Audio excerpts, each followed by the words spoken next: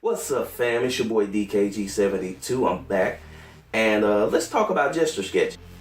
Artists have a hard time doing gesture sketches because gesture sketches require you to do something that's really unfinished, whereas we're used to doing something that's finished, final. It's got that nice polished look to it, and that's not what the purpose of a gesture sketch is.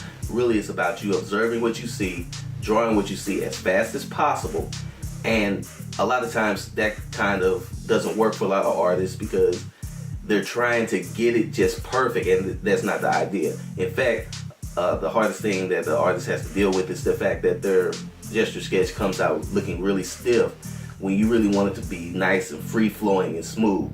But don't worry, guys. I got 6 tips that's going to help you do the most dynamic gesture sketches ever. Alright, so tip number 1, follow your intuition. Now, when you're doing a finished piece of artwork, there's a lot of planning that goes into it. Step 1, step 2, step 3, step 4. But when you're doing a gesture drawing, what you're doing is that you're relying on what you observe and quickly translating that information from your eyes to your mind to your hand to the page. So, you're not really trying to get those super fine details. In fact, what you want to do is you want to rely on the mass of the body to create a sense of movement. And what you want to focus on is you want to focus on what your model is doing as opposed to the fine details of like their arm or their leg or anything like that. So what you got to do is you got to be confident and you got to trust yourself. When you trust yourself, your gesture drawing is going to come off a lot smoother. Tip number 2, focus on the movement. Gesture drawings are real expressive, and you want to convey that energy of that pose to help give your drawing life. So what you want to do is you want to focus on the movement. The accuracy of the anatomy, it might not be perfect, especially for you beginners, but the important part is focus on the movement, that moment that your model is giving you this great pose. Focus on the movement of what that pose is, and you're going to be good to go. Tip number 3, guys, let your pencil fly. Now, speed is of the essence in a gesture drawing. The reason being is that you want to get your drawing down within 2 minutes or less.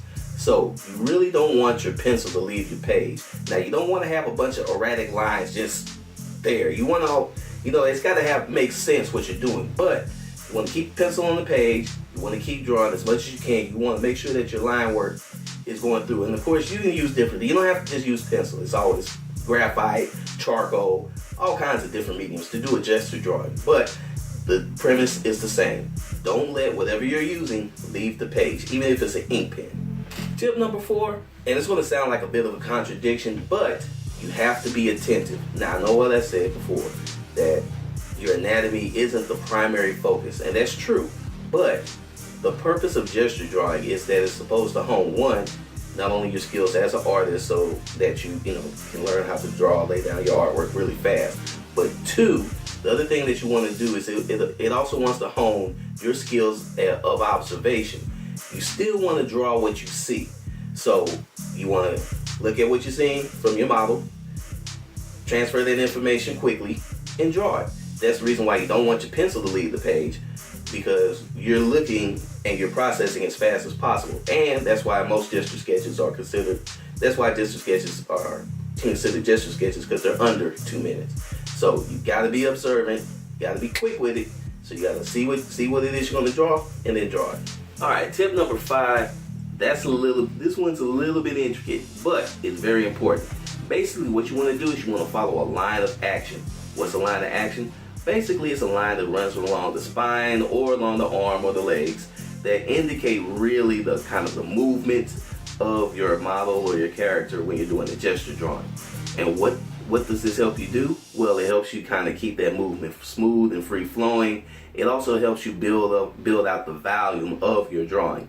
So you really kind of get that nice flow, that nice feel for your gesture drawing moving forward. So what you want to do, you want to practice that line. So a lot of people call it a guideline or anything, but our name for it is the line of action. So spine, arm, legs, line of action. That's what you want to work from. And tip number 6, well, that's the easy one. Practice. Practice, practice, practice. Q Allen Iverson. We ain't talking about the game. We're talking about practice, man. But here's the thing, and it sounds like a cop-out, but you gotta practice this out. You gotta try drawing different models in different positions.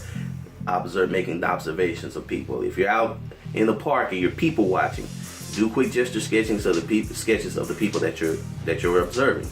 Kids, really great. Observe the kids. Don't look creepy, but you still want to observe the kids and make sure that you just try to get the gestures of them running, playing, doing whatever. People walking, joggers, that type of thing. So practice. That's what we're talking about. Practice. Alright fam, there you have it. 6 tips for drawing dynamic gesture sketches. So, if you like that video, give it the big thumbs up. If you're new here, go ahead and hit that subscribe button. And if you've been here for a while and you know what's up, hit that notification so you know when these new videos go up. New videos go up every Wednesday, and I'll see you guys right back here next week. It's your boy DKG72. I'm out. Peace.